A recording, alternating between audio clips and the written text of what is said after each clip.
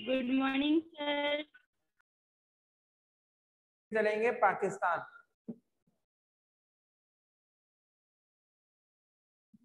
कल वाले में कोई दिक्कत आई क्या? No sir.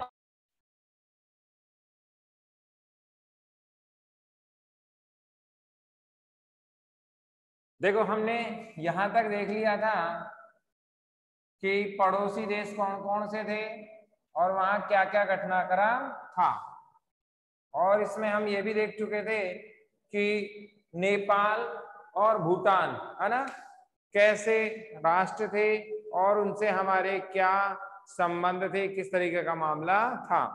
अब हुआ क्या, 1950 में हमने देख लिया था तिब्बत का क्या हुआ था, अवैध अधिग्रहण। क्या हुआ था? तिब्बत का अवैध अधिग्रहण। अवैध अधिग्रहण कब हुआ था? 1950 में। 1956 में क्या सूचना मिली? किसके द्वारा? दलाई लामा के द्वारा। दलाई लामा के द्वारा क्या मिली? सूचना मिली। किसको मिली? भारत को मिली। क्या मिली? कि चीन के जो हालात हैं वो विषमकारी बन रहे हैं। खुशबू माइक ऑफ कर दो। क्या कहा? कि चीन के जो हालात हैं, चीन बॉर्डर के, वो कैसे हैं? विषमकारी हैं, कंफर्टेबल जोन में नहीं है, भारत को खतरा हो सकता है। ये बात कब पता लगी? दलाई लामा के द्वारा 1956 में पता लगी। दलाई लामा कहाँ के थे? तिब्बत के थे, बौद्ध धर्म से संबंधित थे। 1959 में इन्होंने भारत से क्या मांग ली? राजनीतिक शरण। राजनीतिक शरण मांग ली नेहरू गवर्नमेंट से, और नेहरू गवर्नमेंट ने ये राजनीतिक शरण दे भी दी। तो अब यहाँ पर अगर हम देखें तो हमारे दो तीन बातें क्लियर होनी चाहिए। क्या? एक तो इन क्षेत्रों पर, इन वाले क्षेत्रों पर, ठीक है, चीन की नजर थी। पहला कारण तो आप समझ ही रहे हो कि दलाई लामा को शरण देना, ये भी युद्ध का कारण बना। दूसरा कारण देखो, चीन, अरुणाचल प्रदेश पड़ता है यहाँ पर, दीपक जी सर ने बताया होगा ना, अरुणाचल प्रदेश पड़ता है यहाँ पर। आप जानते हो अरुणाचल प्रदेश की जो ज्योग्राफिकल कंडीशंस हैं वो भारत से कम और चीन से ज्यादा मैच करती हैं। कैसे? यहाँ भी पहाड़ी क्षेत्र और इधर भी पहाड़ी क्षेत्र, यानी कि जो अरुणाचल का ज्योग्राफिकल एरिया है वो चीन के ज्योग्राफिकल एरिया से मैच करता है कहीं ना कहीं। तो एक कारण तो ये। दूसरा कारण क्या है? यहाँ पर बौद्ध मठ हैं। क्या है? बौद्ध मठ हैं, बौद्ध धर्म को मानने वाले मंदिर हैं। समझ में आ रहा है? इन बौद्ध मठों के कारण ही चीन कहता है कि ये हमारा हिस्सा है। आप जानते हो गया बिहार में यहाँ से उत्पत्ति हुई, पूरी दुनिया में बौद्ध धर्म फैला और आज भारत में ही नहीं है। समझना बेटा, है ना, समझने की कोशिश करना। 62 के युद्ध के कारण पढ़ रहे हैं हम, है ना, किस कारण से 62 का युद्ध हुआ। तो ये तीन घटनाक्रम तो हमें पता ही है। इसमें पहला घटनाक्रम तो क्या था कि राजनीतिक शरण देना। किसको? दलाई लामा को। ये चीन चिढ़ गया इससे। चीन को क्या लगा कि दलाई लामा कहाँ का है? तिब्बत का। तिब्बत कहाँ पड़ता है? ये यहाँ पड़ता है लगभग, है ना, और यहाँ पर क्या है? बौद्ध। ठीक है, चीन में कौन है? बौद्ध, और वो मानते किसको है? दलाई लामा को। तो अगर भारत किसको साथ ले लेता है? दलाई लामा को। देसी भाषा में समझो, है ना, दलाई लामा को अपन समर्थन कर लेते हैं, पटा लेते हैं, अपनी ओर मिला लेते हैं, है ना। तो दलाई लामा किसकी बात बोलेगा? भारत की बात बोलेगा। किसके विरुद्ध बोलेगा? चीन के विरुद्ध बोलेगा। तो चीन में क्रांति हो सकती थी। ऐसा हो सकता है ना कि चीन में क्रांति पॉसिबल है। ये खुशबू मीणा कौन है? ये बार बार, है ना, माइक ऑन कर रही है। आप जब क्वेश्चन पूछे तो ही माइक ऑन होगा आपका, है ना, नहीं तो क्लास डिस्टर्ब होगी। समझ में आ रही है बेटा? साफ नहीं दिखाई दे रहा वीडियो। क्या हुआ? सर वीडियो रुक रुक के आ रहा है। वीडियो रुक रुक के आ रहा है? सभी के साथ ऐसा है क्या? यस सर, रुक रुक के आ रहा है वीडियो। यस सर, थोड़ा साफ नहीं दिख रहा। सबके साथ रुक रुक के वीडियो आ रहा है? बेटा मैं देखता हूँ एक बार, देखो, रुको।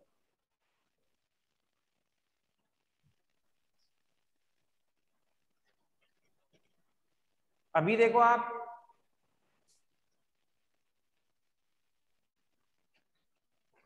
अब क्लियर है?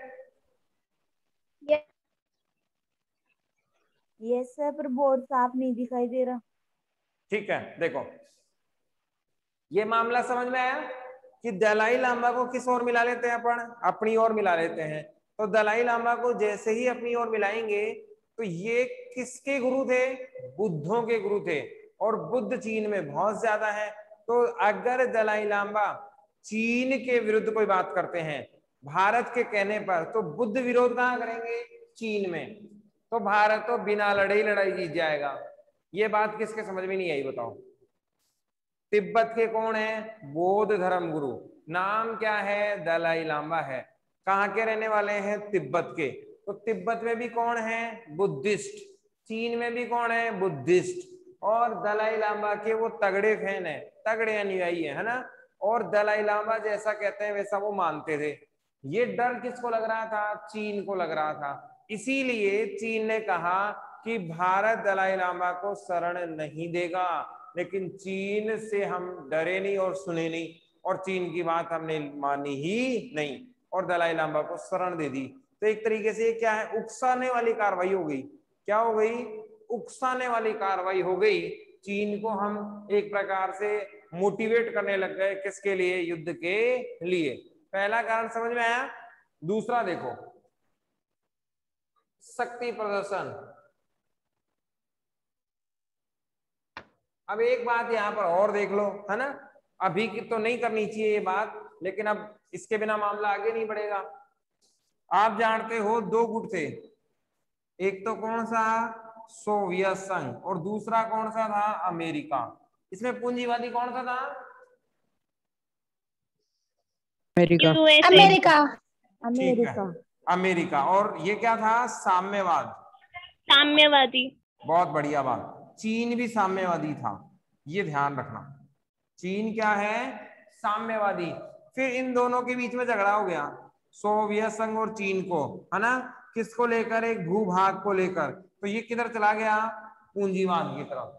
चीन फिर बाद में किधर चला गया? सोवियत संघ और चीन के बीच में भूभाग को लेकर झगड़ा हो गया। इसीलिए इन दोनों में क्या आ गया? डिफरेंस आ गया। अब यहां सवाल बनता है, वो देखो, भारत और सोवियत संघ पक्के वाले दोस्त थे, कहीं कोई दिक्कत नहीं, अच्छा समर्थन हमें मिल रहा था। लेकिन उस जमाने में नहीं था ये समर्थन। समझ में आ रही है बात? उस समय आपको पता होगा सोवियत संघ के जो लीडर थे उन्होंने कहा था नेहरू से, क्या अपना? पहले साम्यवाद अपना, तब हम क्या देंगे? आपको समर्थन देंगे। बात समझ में आ रही है? ये दौर कौन सा चल रहा था? ध्रुवीकरण का दौर चल रहा था। अमेरिका भी साथ देने को तैयार था भारत का, सोवियत संघ भी साथ देने को तैयार था, लेकिन शर्त क्या थी? पहले साम्यवाद अपनाओ या पूंजीवाद अपनाओ। बात समझ में आई? ऐसे में चीन ये बात बहुत अच्छे से जानता था कि इस समय भारत का कोई साथ नहीं देगा। ना तो कौन देने वाला है? सोवियत संघ, ना कौन देने वाला है? अमेरिका। ऐसी स्थिति में भारत क्या है? अकेला है, और ये सही समय है आक्रमण करने का। बताओ क्या समझ में नहीं आया? मामला बैठा क्या? अगर यस मैं सर। 60 के आसपास की बात करूं तो दुनिया कितने भागों में बट रही थी? 2। और दोनों ही लोगों ने क्या शर्त रखी थी कि यदि भारत साम्यवाद में आ जाता है तो सोवियत संघ उसके साथ खड़ा रहेगा, यदि भारत अमेरिका में आ जाता है, पूंजीवाद में आ जाता है, तो अमेरिका उसकी रक्षा करेगा। लेकिन भारत तो अलग ही जा रहा था गुटनिरपेक्षता में। ये बात चीन को पता थी। चीन जानता था कि यदि मैं ऐसा करता हूं तो ना तो सोवियत संघ साथ आएगा और ना ही अमेरिका आएगा। इसी कारण आप देखो 62 के युद्ध में, कौन से युद्ध में? 62 के युद्ध में सोवियत संघ और अमेरिका तटस्थ रहे। क्या रहे? तटस्थ रहे। युद्ध कब हुआ? 62 में। याद रखना है, भारत और चीन के मध्य, भारत और चीन के मध्य क्या हुआ? युद्ध। भारत और चीन के मध्य क्या हुआ? युद्ध हुआ। कब हुआ? 62 में। अब ये याद रखना है, भारत ने कुल मिला के युद्ध कितने लड़े? 5। 48, 62, 65, 71 और 99। और बहुत बार पूछा गया, ये क्रम पूछ लेता है ना, मिलान करना पूछ लेता है। तो ये तो 5 बातें तो अपने को याद रखनी है। तो भारत चीन के मध्य युद्ध कब हुआ? 62 में हुआ। और सोवियत संघ व अमेरिका क्या रहे? तटस्थ रहे। देखो 2 बातें हैं, एक तो है तटस्थ, एक है पृथक्करण, है ना। पृथकता क्या होता है? पृथकता का तो मतलब ही नहीं है, कहीं कोई दिक्कत नहीं। तटस्थता का मतलब क्या होता है? मतलब तो है लेकिन कोई कमेंट नहीं करेंगे, मतलब तो है लेकिन कोई कमेंट नहीं करेंगे। अब ऐसे हालात में हुआ क्या? यहां तक कोई सवाल पूछना तो बताओ।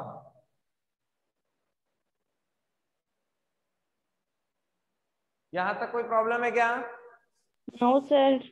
ये मेरे साथ साथ आप रफ कॉपी में उतारते रहा करो या फेयर कॉपी में उतार लिया करो। जैसे क्लास वर्क की कॉपी बना रखी होगी ना आपने नोट्स की, उस वाली कॉपी में, ताकि ये जब आप रिवीजन करोगे तो एज इट इज आपको याद आ जाए। देखो हुआ क्या। अब नेहरू जी प्रधानमंत्री थे, भारत के उस समय के प्रधानमंत्री कौन थे? नेहरू जी। नेहरू जी को सूचना दी गई कि भाई आपके जो मित्र है ना, वो क्या लेकर आ रहे हैं? अंदर आ गए हैं, देश के अंदर आ गए, यहां तक आ गए और मैदानी क्षेत्र तक आ गए। कहां तक आ गए? मैदानी भाग तक। किसके? असम के। अब आप आइडिया लगा लो असम कितनी अंदर है कि नहीं है? मैदानी भाग तक आ गए थे असम के। कौन? चीनी। और बहुत बड़ा इन्होंने ब्लॉक खोल दिया। नेहरू जी को सूचना पहुंचाई गई कि भाई आपके जो भाई लोग हैं, भाई भाई का नारा दे रहे थे ना चीनी भी और भारतीय भी, आपके जो भाई लोग हैं चाइनीज, वे कहां तक आ गए हैं? अंदर आ रहे हैं। नेहरू जी ने सोचा मित्र हैं, कहीं कोई दिक्कत नहीं है। अब हिंदुस्तानी भोले होते हैं, आप भी मैं भी, नेहरू जी भी भोले थे, है ना। उनको ये समझ में नहीं आया गणित कि ये क्या लोचा है कि नहीं है। और बाद में जब पता लगा कि वो हथियारों के साथ आए हैं तो फिर पंगा हो गया भारत ने। अब देखो भारत की दिक्कत कहां थी। एक तो बॉर्डर पे हमारी तैयारी नहीं थी, एक उस जमाने में साधन नहीं थे। आप जानते हैं विषमकारी एरिया है, पहाड़ी क्षेत्र है, हिल एरियाज हैं, पैदल हम आज जा पाते हैं। एक आपको पता हो इस इलाके में हमारा एक हेलीकॉप्टर गिर गया था, 28 दिन बाद मिला था वो। इतना घना जंगल है, इतना घना क्षेत्र, पहाड़ी क्षेत्र है। और उस जमाने में तो सड़कें हमारे पास थी नहीं, पगडंडी भी नहीं थी। आज भी देखो हिमाचल प्रदेश में पहाड़ी भूस्खलन हुआ है और हम 24 घंटे में रास्ता नहीं खोल पाए। ये स्थिति हमारी इस क्षेत्र में, है ना। और ये तो हिमाचल की बात कर रहा हूँ, ये तो बड़ा विषमकारी और भी इलाका खतरनाक है। तो यहाँ तो 4 महीने तो हमारे से डिस्कनेक्ट ही रहता है।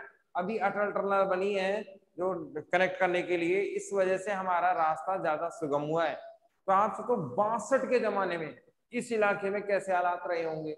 एक बात। दूसरी बात, युद्ध वही जीतता है जो पहले आगे बढ़ जाता है ना। आपने देखा होगा डोकलाम अभी हुआ, है ना। डोकलाम की घटना हुई, चीन पीछे हटा। चीन पीछे क्यों हटा? इसके पीछे एक कारण है। आप जानते हो इस क्षेत्र में हाइट होती है ना, ऊंचाई होती है। एक ऊंची चोटी, फिर उससे नीची चोटी। ऐसे देखो, ये एक ऊंची चोटी है, फिर इससे नीची चोटी है, फिर ये ऊंची चोटी है। इस तरीके की यहाँ पर अवस्थिति होती है। भारतीयों ने क्या किया, यहाँ पोजीशन बना ली। जैसे ही डोकलाम हुआ उसके बाद चीन रह गया यहाँ। अब चीन 7 जन्म ले ले तब भी यहाँ नहीं पहुंच सकता। क्यों? ऊपर वाला सैनिक हमेशा भारी पड़ता है। इस सैनिक को गिराने के लिए, एक सैनिक को गिराने के लिए 20 आदमी चाहिए। अब आप सोच लो कितनी ताकत लगानी पड़ेगी तब जाके इस चोटी पर कब्जा हो। तो चीन को ये बात समझ में आ गई थी जब वर्तमान केस हुआ है ना उसमें, कि पीछे हटने में फायदा है, नहीं तो बेइज्जती करानी पड़ेगी अंतरराष्ट्रीय धरातल पर। इसीलिए चीन क्या हो गया, पीछे हट गया। ऐसे में जो एडवांटेज था 62 के युद्ध में, वो किसने ले लिया? पहले ही चीन ने।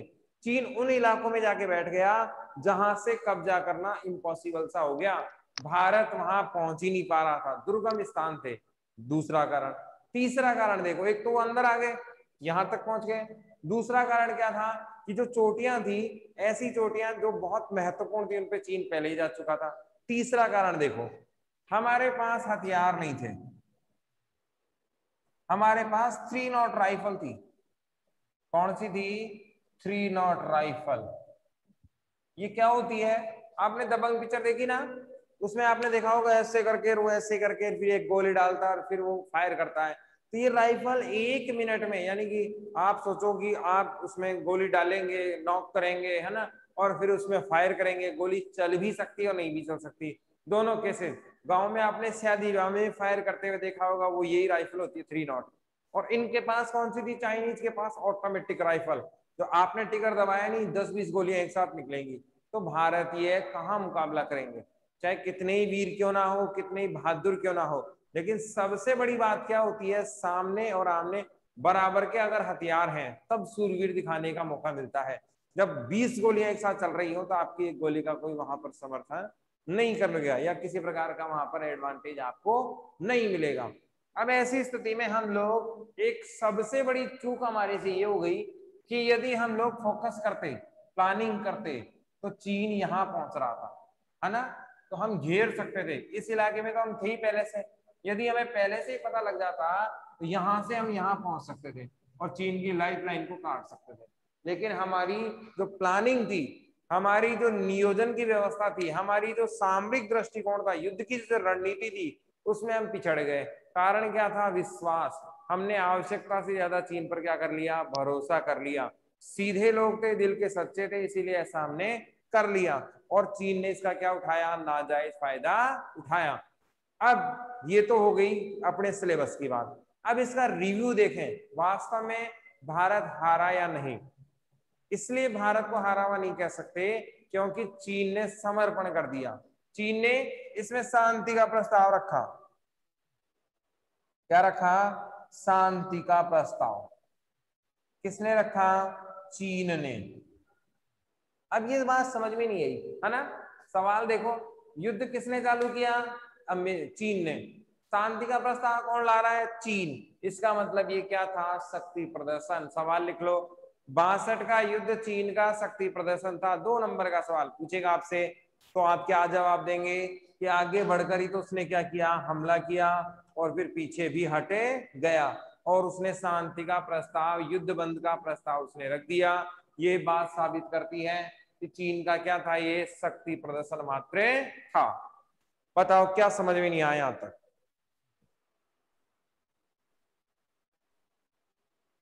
कोई दिक्कत है क्या?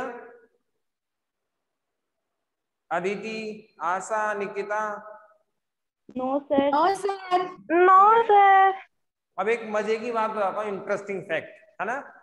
चीन को विश्व धरातल पर, है ना, फ्री वाली जगह लिख लो, चीन को विश्व धरातल पर देश के रूप में मान्यता देने वाला देश कौन था? भारत। देखो, जितने अच्छे कर्म किए उसका फल मिला, है ना। तो ये याद रखने वाली बात है, लिख लो, फ्री वाली जगह पे काम की सवाल है। क्या आएगा? चीन को विश्व धरातल पर राष्ट्र के रूप में मान्यता देने वाला पहला देश कौन था? भारत। और काले कारनामे नालायकों ने हमारे साथ क्या किया? गलत किया। ऐसा उन्हें नहीं करना चाहिए था। भारत ने हमेशा चीन का समर्थन किया, चीन को आगे बढ़ाने की बात कही। वीटो पावर जब चीन को मिला तब भी हमने ही समर्थन किया था, है ना।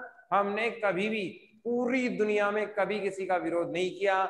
जो गंदी ताकतें हैं, जो अराजक तत्व हैं, वो भारत विरोधी रहे हैं, चाहे पाकिस्तान हो, चाहे चाइना हो, चाहे अफगानिस्तान के रास्ते तालिबान हो, ये हमें मिटाने की कोशिश करते रहे। लेकिन भारत क्या कहता है? वसुदेव कुटुंबकम, पूरा विश्व क्या है? हमारा परिवार। बताओ बेटा, इसमें क्या पूछना है? लिख लिया? समर्थन किसने किया था? भारत ने। और अभी कोरोना भी उधर से ही आ रहा है ना। ऐसा सुनने में आया वुहान से ही आ रहा है कोरोना भी। तो ये चीन तो हमेशा से ही परेशान करने वाला रहा है। चीन की नीति कैसी है? विस्तारवादी। कैसी है? विस्तारवादी। अब देखो यहां पर क्या हुआ, नेहरू जी सीधे इंसान रह गए, है ना। अब एक बात और ध्यान रखना, यहां तो कौन है? वही गंदे लोग, आतंकवादी, पाकिस्तान। यहां कौन है? बांग्लादेश। यहां कौन है? अफगानिस्तान। देखना, ये वाला क्षेत्र पीओके था, आपको याद हो तो, ठीक है। यहां से 80 किलोमीटर के आसपास अफगानिस्तान की सीमा लगती है। थोड़ा सा ध्यान रखना, है ना? दिख रहा है क्या बेटा? Yes sir. देखो, इसमें तो कोई दिक्कत ही नहीं। एक तरफ बांग्लादेश, एक तरफ कौन है? पाकिस्तान। आतंकवाद का गढ़ अपन ने पढ़ी चुके थे और पढ़ेंगे। अफगानिस्तान से भारत की सीमा लगती है या नहीं? यस, लगती है। लेकिन अब सवाल दूसरा है, ये यहाँ पर लगती कौन सी है? यदि पीओके को भारत का हिस्सा मान ले हम, तब तो लगती है, नहीं तो नहीं लगती। समझ में आ रहा है सवाल? ये सवाल कंफ्यूजन वाला है। बहुत सारी किताबें आपको कहेंगी कि अफगानिस्तान की सीमा भारत से नहीं लगती। नहीं लगती तो फिर 552 सीटें कैसे हुई? लोकसभा की सीटें 552 कैसे हुई? क्योंकि 545 सीटें होनी चाहिए थी। 43 तो चुनाव के माध्यम से और 2 मनोनीत, यही है। तो बाकी की सीटें बची हुई हैं 7 सीटें, वो कहां से आने वाली हैं? इसी पीओके से आने वाली हैं। समझ में आई बात? तो ये भारत का अभिन्न अंग है, पाकिस्तान का जबरन कब्जा है, अवैध कब्जा है। आज नहीं तो कल आप लोग प्रधानमंत्री बनोगे तो ये ले ही लोगे, है ना? ये बात समझ में आई? यहाँ से 80 किलोमीटर के आसपास अफगानिस्तान की सीमा हमारे यहाँ से लगती है। इसका मतलब ये भारत से लगती है, क्योंकि पीओके भारत का था और रहे भी गा। अब सवाल देखो, अफगानिस्तान में तालिबान है, ये याद रखना है। अफगानिस्तान में क्या है? तालिबान। और ये भी वही नालायक लोग, कौन? आतंकवादी है ना? आतंकवादी क्षेत्र कौन सा है? तालिबान। यहाँ कौन सा आतंकवादी गुट था? श्रीलंका में लिट्टे, है ना? ये याद रखना है। लश्कर ए तैयबा, ये तो खान है। पाकिस्तान तो आतंकवादियों की। कंधार हवाई जैक, है ना? आप याद रखना नाम, कंधार हवाई जैक, कंधार हवाई अड्डे। कंधार जो हमारा प्लेन लेके गए थे, आपने एक पिक्चर देखी होगी जमीन, उसी में ये दिखाया गया था कि हमारा एक हवाई जहाज आतंकवादी किडनैप करके ले गए थे। और वो आतंकवादी कौन से ग्रुप के थे? तालिबान के ही थे। तो ये भारत विरोधी अराजक ताकतें इस तरीके से हैं। बांग्लादेश से वहाबी विचारधारा आती है। क्या आती है? वहाबी विचारधारा, ये भी याद रखना है। वहाबी विचारधारा यहां से भी और यहां से भी। अब ये क्या है? ये देख लो, ऐसी विचारधारा जो धर्म के आधार पर कट्टरता फैलाती हो, हिंदू मुसलमानों को भड़काती हो, धर्म के नाम पर आतंकवाद बनाती हो, क्या कहलाती है? वहाबी विचारधारा कहलाती है। चीन से कौन से आते हैं? माओवादी। क्या आते हैं? माओवादी। कहां कहां से? चीन से और नेपाल से, ठीक है ना? दोनों ही जगह माओवादी हैं। भारत में इनको क्या कहा जाता है? नक्सलवाद। नक्सलवाद, है ना? और आतंकवाद हर हाल में क्या है? गलती है, इसका समर्थन नहीं किया जा सकता। ये तो खान है, जितने भी आतंकवादी गुट है वो सारे यही है दुनिया के। समझ में आ रहा है बेटा? बताओ क्या दिक्कत आई? सर साफ नहीं दिख रहा। अभी भी नहीं दिख रहा? No sir. क्या प्रॉब्लम आ रही है? सबके साथ ये कैसा? Yes sir. Yes sir. चलो आज इसको दिखवाते हैं। 1-2 मिनट देखो, पहले भी नहीं था क्या clear? No no sir. Sir. शुरू से ही दिक्कत आ रही है? Yes sir. हाँ यस सर। क्या प्रॉब्लम है आज?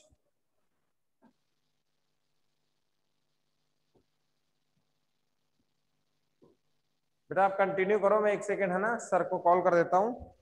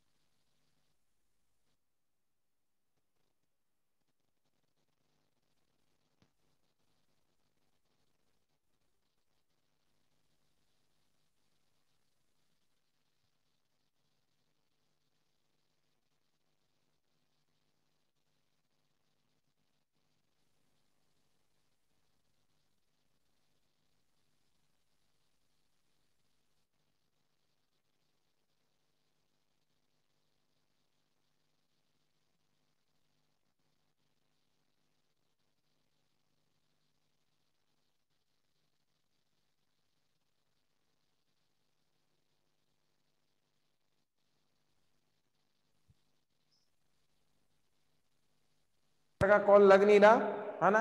अभी आज की क्लास तो देखो, इसको इसके बाद मैं क्लियर करवाता हूँ है ना। नेक्स्ट क्लास में अपने दिक्कत नहीं आएगी। देखो इसमें यहाँ कुछ भी नजर नहीं आ रहा, हल्का फुल्का भी। No sir.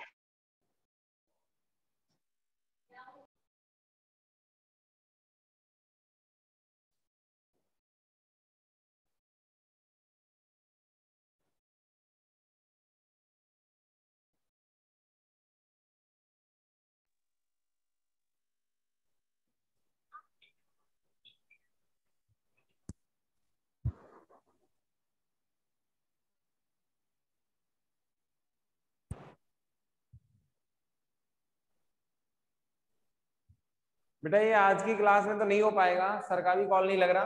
देखो मैं बोल के बताता हूँ, हो सकता है 1-2 मिनट में ये क्लियर भी हो जाए। मैंने यहाँ से पूरे प्रयास करके देख लिए हैं, फिर भी ये क्लियर नहीं हो पा रहा है ना। देखो यहाँ अगर पाकिस्तान वाले क्षेत्र से देखें तो पाकिस्तान में जितने भी आतंकवादी संगठन है लगभग सारे पाकिस्तान में ही हैं। दूसरा देखें तालिबान, अफगानिस्तान में तालिबान है, इसका कब्जा 96 में हुआ था। अपने को इतना डीप जाने की जरूरत नहीं है। और तालिबान अभी कब्जा कर रहा है। आप जानते हैं अमेरिका की सेना वहां आई और फिर इसको मारने के लिए काम किया। तालिबान 9/11 हम घटना पढ़ेंगे, 9/11 की घटना को अगर हम देखें तो आपने देखा होगा अमेरिका वाला इतिहास अपन 11th क्लास में पढ़ा था, याद आ रहा है क्या? वर्ल्ड ट्रेड सेंटर वगैरह ये सब है ना। यस तो ये सर। भी हम देखेंगे। दिख ही नहीं रहा बच्चों को? हाँ बच्चे कंप्लेंट कर रहे हैं। बेटा आप लोगों की दिक्कत आ रही है, यहाँ से तो क्लियर है। निकिता सर वीडियो में टक टक क्या आ रहा है? अटक अटक के आ रहा है क्या? Yes sir. किसी के भी रेगुलर उसे नहीं चल रहा? साफ भी नो नहीं दिख सर। रहा। और सर साफ नहीं दिखाई दे रहा। साफ नहीं दिखाई दे रहा।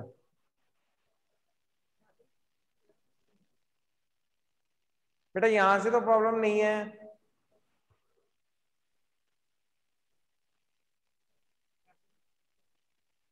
आपके वहां से ही नेट की प्रॉब्लम है ना? तो सर सबके पास नेट की प्रॉब्लम होगी क्या?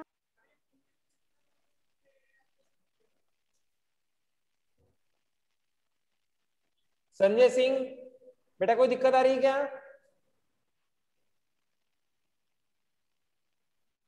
रश्मि सर साफ नहीं दिख रहा। वो प्रॉब्लम आ रही है, दोबारा कर दो एक बार कनेक्ट। नहीं नहीं नहीं मैंने नहीं किया। ललिता जहांगीर बेटा दिक्कत आ रही है क्या आपको भी?